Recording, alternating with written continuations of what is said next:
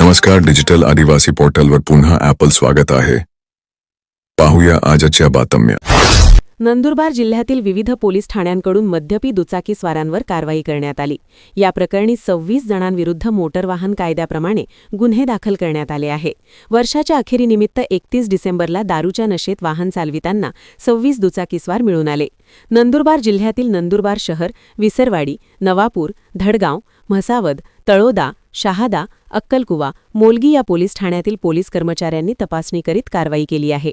यावेळी दारूच्या नशेत वेळीवाकडी दुचाकी चालविताना मिळून आलेल्या मद्यपींची ब्रेथ ॲनालायझरद्वारे तपासणी करण्यात आली. त्यात अनेकांची तपासणी अहवाल हा 95.8 mg असा आला. म्हणून मद्यधुंद होऊन दुचाकी चालविणाऱ्या 26 जणांवर पोलिसांनी कारवाई केली आहे. अक्कलकुवा तालुक्यातील पिंपळखुटा तलवापाडा येथील कुवरसिंग धना वसावे हे आधार व सेतू केंद्र चालक आहेत. विद्युत शॉर्ट सर्किट झाल्याने कुवरसिंग वसावे यांच्या घराच्या पुढील रूममध्ये आग लागली. या आगीत सेतू केंद्र चालविण्यासाठी असलेली साधनसामुग्री जळून खाक झाली आहे. त्यात 23,000चे 2 प्रिंटर, 2,000चे 1 लॅमिनेशन प्रिंटर, 12,000चा संगणक संच, 500 रुपयांचा मोबाईल, 1,000चा थंब स्कॅनर, 2,500 रुपयांचे लाकडी टेबल, खुर्ची, इलेक्ट्रिक बोर्ड, वायर व कागदाचे 10 रेम जळाल्याने 42,000चे नुकसान झाले आहे. याबाबत कुवरसिंग धना वसावे यांनी मोलगी पोलीस ठाण्यात फिर्याद दिली आहे. त्यानुसार अग्निउपद्रवाची नोंद करण्यात आली. अक्कलकुवा तालुक्यातील खाई देवपुरी नगरी येथून संत गुलाम महाराज यांच्या पत्नी आपसती दगुमाता यांच्या शांतीदिवस निमित्त रंजनपूरसाठी संत पालखी काढण्यात आली. या पालखी सोहळ्याचे वाण्याविहीर येथे पुष्पवृष्टीने स्वागत करण्यात आले. यावेळी संत गुलाम महाराज की जय घोषाने परिसर दुमदुमला. बालकांच्या आरोग्य व पोषणावर जिल्हा प्रशासनाने लक्ष केंद्रित केले आहे. शिक्षण आणि क्रीडा विभागाच्या माध्यमातून गावागावापर्यंत हा उपक्रम पोहोचविला जात आहे. भारतात येणारे नवनवीन तंत्रज्ञान शिकण्यासाठी नव्या पिढीने भर द्यावा, तसेच डिजिटल डिटॉक्स होणेही आवश्यक आहे. यासाठी सूर्यनमस्कार, योगासारखे आरोग्यवर्धित कार्यक्रम विद्यार्थ्यांनी नियमित सुरू ठेवावे, असे प्रतिपादन जिल्हाधिकारी डॉक्टर मित्ताली सेठी यांनी केले. पिकअप वाहन चोरी झाल्याची तक्रार देणारा तक्रारदारच चोरी करणारा संशयित निघाल्याचा प्रकार खेतिया येथे उघडकीस आला आहे. खेतिया पोलिसांनी वाहन जप्त करीत संशयित तक्रारदाराला अटक केली आहे. साक्री तालुक्यातील आंबापूर येथील मेंढपाळ सोनू ढवळू बोरकर यांनी शहादा शिवारातील मेंढ्यांच्या पडाव टाकलेला होता. परंतु चोरट्यांनी मध्यरात्रीच्या पडावातून 120 मेंढ्या 7,20,000 रुपये किमतीच्या चोरून नेल्या आहेत. त्यात सोनू ढवळू बोरकर यांच्या मालकीच्या 6,00,000च्या 100 मेंढ्या व मोतीराम नागो मारनर यांच्या मालकीच्या 1,20,000च्या 20 मेंढ्या चोरीला गेल्या आहेत. याबाबत सोनू ढवळू बोरकर यांनी शहादा पोलीस ठाण्यात फिर्याद दिली आहे. त्यानुसार अनोळखीविरुद्ध गुन्हा दाखल करण्यात आला आहे. तपास सहाय्यक पोलीस निरीक्षक गणेश सूर्यवंशी करीत आहेत. खेतिया येथील रवींद्र नारायण शिरसाठ व त्यांचा मुलगा महेश रवींद्र शिरसाठ हे दोघे दुचाकीने क्रमांक MH09 JC 3227 खेतियाकडून शहाद्याकडे जात होते. यावेळी रायखेड गावाजवळ भरधाव वेगात आलेल्या बोलेरो गाडीने क्रमांक MH19 AX 8590 मागून दुचाकीला धडक दिली. या अपघातात रवींद्र नारायण शिरसाठ, महेंद्र रवींद्र शिरसाठ हे दोघे पिता-पुत्र जखमी झाले आहेत. अपघात घडताच बोलेरो चालक पसार झाला. याबाबत मोहन विठ्ठल शिरसाठ यांनी म्हसावद पोलीस ठाण्यात फिर्याद दिली आहे. त्यानुसार बोलेरो वाहन चालक सुरेश अंबरसिंग पावरा, राहणार तुळाजा, तालुका तळोदा याच्याविरुद्ध गुन्हा दाखल करण्यात आला आहे. तपास पोलीस उपनिरीक्षक सुनील पाडवी करीत आहेत. नंदुरबार शहरातील शासकीय तंत्रनिकेतन संस्थेत राष्ट्रीय उच्चस्तर शिक्षण अभियान अंतर्गत दिनांक 5 ते 9 जानेवारी दरम्यान 5 दिवसांसाठी महिला आरोग्य आणि पोषण या विषयावर कार्यशाळा घेण्यात येत आहे. कार्यक्रम यशस्वीतेसाठी प्रधानमंत्री उच्चस्तर अभियान योजनेचे प्रमुख MP दाभाडे, कैलास परदेशी व विद्यार्थी हे परिश्रम घेत आहेत. या कार्यशाळाचा लाभ घेण्याचे आवाहन प्राचार्य रणजित गवांदे यांनी केले. नंदुरबार येथील स्पोर्ट्स कराटे असोसिएशनच्या विद्यार्थ्यांनी कराटे बेल्ट ग्रेडेशन परीक्षेत यश मिळविले. या यशस्वीतांना प्रमाणपत्र व स्मृतिचिन्ह देऊन गौरविण्यात आले. Japan Shotokan karate do कन्निनजुकू organisation India यांच्या मान्यतेने नंदुरबार येथील लोकनेते यशवंत क्रीडा संकुलात येल्लो बेल्ट ते ब्लॅक बेल्ट परीक्षा घेण्यात आली. या परीक्षेत नंदुरबार येथील स्पोर्ट्स कराटे असोसिएशनच्या विद्यार्थ्यांनी बेल्ट परीक्षेत यश मिळविले. मराठा समाजाला कुणबी प्रमाणपत्र देण्यासाठी पुराव्यांची प्रशासकीय छाननी करणाऱ्या शिंदे समितीला 6 महिन्यांची मुदतवाढ देण्यात आली आहे.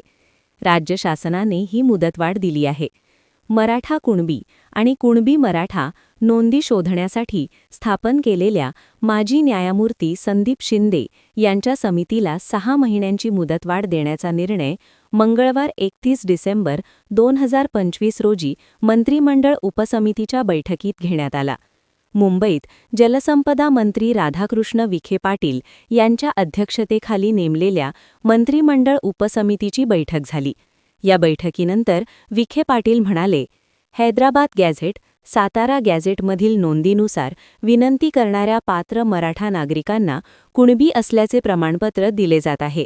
यासाठी आवश्यक ती छाननी न्यायमूर्ती शिंदे यांच्या अध्यक्षतेखालील समिती करत आहे.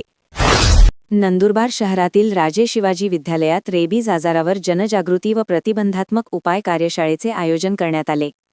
शासकीय रुग्णालयात डॉक्टर प्रवीण पाटील यांच्या मार्गदर्शनानुसार कार्यक्रम घेण्यात आला. यावेळी जिल्हा संस्थाचालक संघटनेचे युवराज पाटील यांच्यासह शिक्षकेतर कर्मचारी, राज्य विद्यार्थी उपस्थित होते.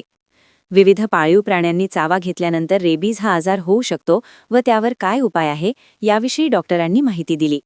रेबीज आजार झाल्यास प्रत्येकाने खबरदारी घेणे आवश्यक आहे. त्यांवर प्रतिबंधात्मक उपाय असून त्यांचे पालन करावे. कार्यक्रमाचे सूत्रसंचालन क्रीडा शिक्षक शिवाजी पाटील यांनी केले. शहादा येथील साने गुरुजी विद्याप्रसारक मंडळाचे औषध निर्माणशास्त्र महाविद्यालयाची विद्यार्थिनी जान्हवी संजय चौधरी हिने आंतरमहाविद्यालयीन व आंतरविभागीय बेसबॉल स्पर्धेत उत्कृष्ट कामगिरी करीत यश मिळविले. म्हणून आंतरविद्यापीठ स्पर्धेसाठी जान्हवी चौधरी हिची अखिल भारतीय आंतरविद्यापीठ बेसबॉल संघात निवड झाली आहे. केंद्र सरकारने 8व्या वेतन आयोगाला अधिकृत मंजुरी दिली असून या आयोगाच्या अध्यक्षपदी निवृत्त न्यायमूर्ती रंजना प्रकाश देसाई यांची नियुक्ती करण्यात आली आहे. मात्र केंद्र सरकारी कर्मचारी आणि निवृत्ती वेतनधारकांना पेन्शनर्स तात्काळ वाढीव पगार मिळणार नाही हे आता स्पष्ट झाले आहे. आयोगाच्या शिफारसी लागू होण्यासाठी अजून वेळ लागणार आहे. पंतप्रधान नरेंद्र मोदी यांच्या नेतृत्वाखालील केंद्रीय मंत्रिमंडळाने 8व्या वेतन आयोगाला मंजुरी दिल्यानंतर लाखो कर्मचाऱ्यांमध्ये आनंदाचे वातावरण आहे. मात्र अनेक दिवसांपासून पगारवाढीची अपेक्षा असलेल्या कर्मचाऱ्यांना लगेचच त्याचा फायदा मिळणार नसल्याचे सरकारने स्पष्ट केले आहे. हा आयोग केंद्र सरकारी कर्मचाऱ्यांचे वेतन, भत्ते आणि पेन्शन यांचा सखोल आढावा घेऊन सरकारला शिफारसी सादर करणार आहे. नंदुरबार येथील कृषी उत्पन्न बाजार समितीतर्फे सेवानिवृत्त कर्मचाऱ्यांचा सत्कार करण्यात आला. नंदुरबार तालुक्यातील धानोरा येथील नंतावीसच्या समता विद्यालयात आनंद बाजार भरविण्यात आला.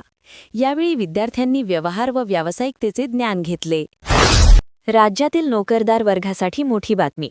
15 जानेवारी रोजी मुंबई ठाण्यासह 29 महापालिकांच्या निवडणुकांसाठी राज्य सरकारने भरपगारी सुट्टी जाहीर केली आहे. खासगी कंपन्या, IT पार्क्स आणि मॉलमधील कर्मचाऱ्यांनाही हा नियम लागू असेल.